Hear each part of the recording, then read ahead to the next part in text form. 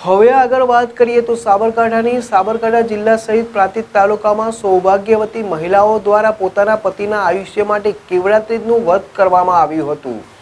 આજે ભાદરવા સુદ એટલે કેવડા ત્રીજ।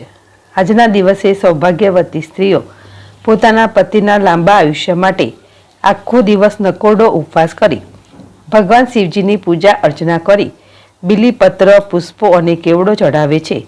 દિવસભર માત્ર કેવડો સૂંઘીને વ્રત કરે છે અને આખી રાત જાગરણ કરે છે। જિલ્લા સહિત પ્રાંતિજ તાલુકામાં આજે સૌભાગ્યવતી મહિલાઓ કેવડા ત્રીજનું વ્રત કરી ભગવાન શિવજીની આગળ પોતાના પતિના આયુષ્ય માટે પ્રાર્થના કરે છે।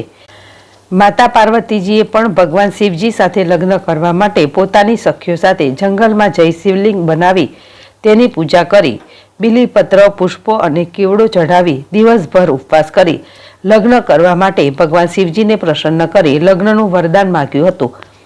મહિલાઓ આમ તો ભગવાન શિવજીની પૂજા નથી કરતી, પણ આજના એક દિવસ માત્ર સૌભાગ્યવતી સ્ત્રીઓ અને પૂજા કરી શકે છે તેવું શાસ્ત્રોમાં પણ જણાવ્યું છે।